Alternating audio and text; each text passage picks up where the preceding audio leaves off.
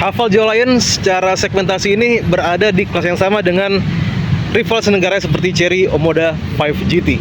Tapi kalau kita bandingkan dengan rival itu, Haval Lion ini punya tampilan yang lebih gagah dan lebih kuat aura SUV-nya.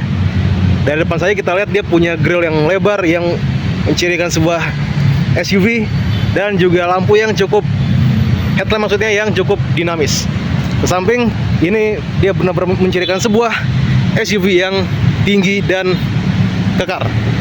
Untuk ban kita lihat dia ini pakai ban OEM dari GT Radial dengan ukuran 225 55 18. Untuk pelek seperti itu kita lihat warna two-tone dengan desain seperti jari-jari ya, motifnya kayak jari-jari begitu. Terus gini desain sampingnya, saya bilang dia tinggi, ini khas sebuah SUV. Lalu di belakangnya kita lihat seperti apa. Desainnya seperti ini, cukup menarik ya. Dan kalau kita lihat lampu belakang ini agak mirip dengan desain lampu headlampnya. Dan kita lihat dia ini emblemnya GWM Lion HEV, yang artinya menandakan kalau dia adalah mobil hybrid. Jadi untuk emblemnya dia GWM, bukan Haval. Ini untuk yang di belakangnya ya. Sementara di depan emblemnya adalah Haval. Inilah ruang mesin dari Haval Lion. Karena ini adalah mobil hybrid, jadi bisa dilihat di samping mesinnya juga bersanding perangkat dari teknologi hybridnya. Untuk masalah spesifikasi dan angka-angka tenaga dan torsi berikut akan saya cantumkan. Cuma yang jelas, tenaga dan torsi yang dimiliki oleh Haval Lion ini terasa sangat lebih dari cukup untuk mobil kompak seperti ini. Makanya dia punya akselerasi yang sangat gesit dan terbilang cekatan.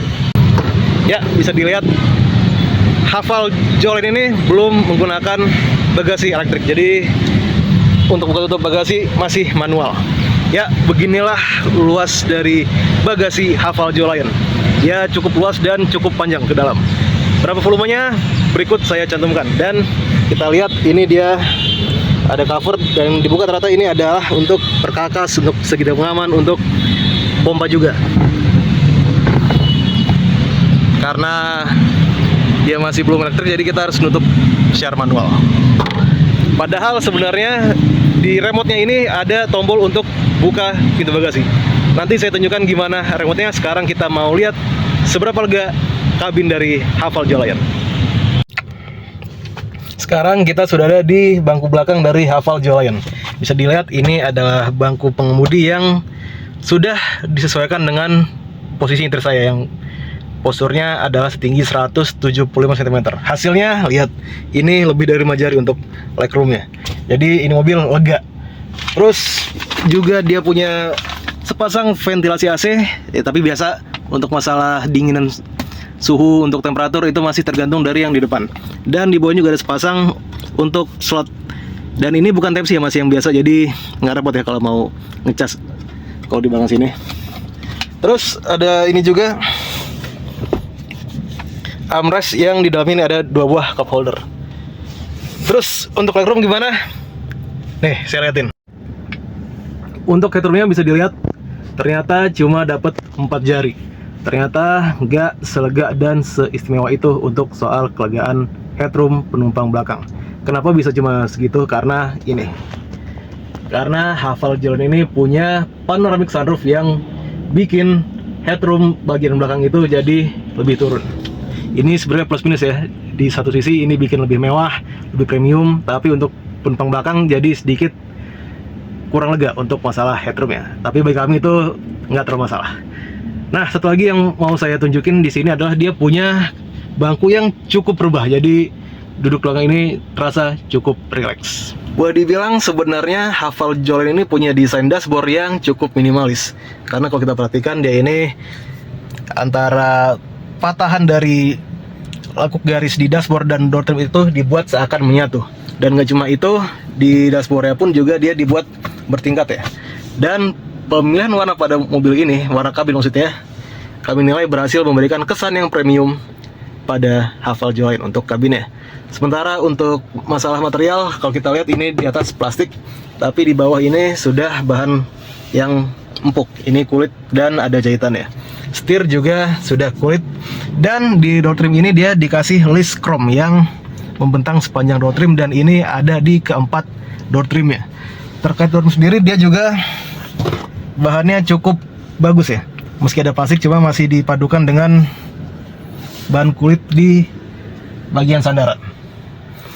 Ini head unitnya cukup besar, tapi disinilah juga merupakan pusat dari kontrol mobil. Jadi untuk masalah hiburan, masalah kontrol kendaraan, semua ada di sini. Terus tombol yang di sini tombol AC. Jadi matikan AC di sini, defogger untuk arah semburan, dan ini adalah tombol untuk nonaktifkan audio. Tapi untuk masalah fitur berkendara, fitur kendaraan dan lain sebagainya diatur lewat head unit.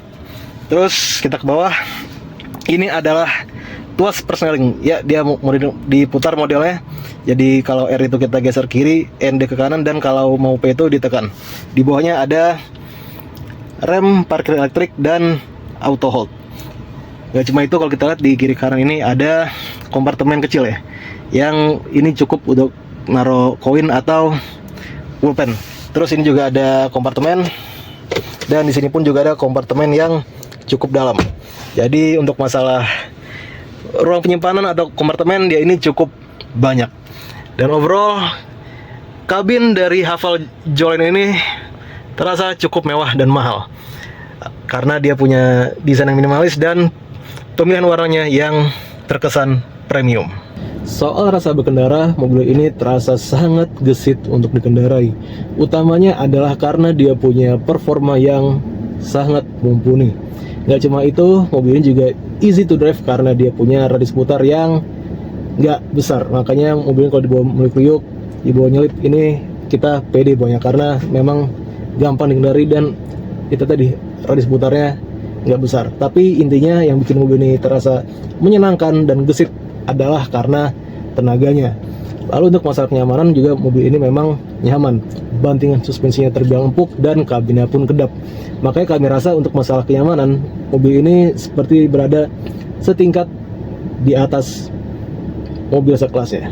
Saya lihatin di tombol yang ini adalah untuk buka bagasi, tapi ini hanya untuk membuka kunci pintu bagasi. Jadi setelah ditekan, nanti ada nyala di sini, nyala cahaya merah, itu artinya sudah terbuka dan kita harus buka sendiri pintu bagasi. Jadi bukan kita tekan terus buka otomatis, bukan.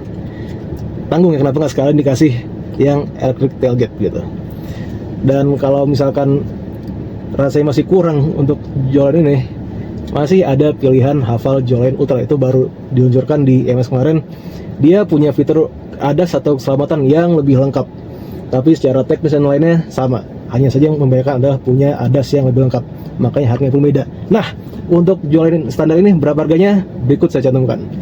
Bagi kami, harganya itu sangat kompetitif, mengingat mobil ini menawarkan kesenangan berkendara yang memuaskan, performa yang sangat mumpuni, dan kabinnya juga lega. Jadi dengan harga segitu, mobil ini harusnya bisa menjadi pilihan di segmen compact crossover atau SUV.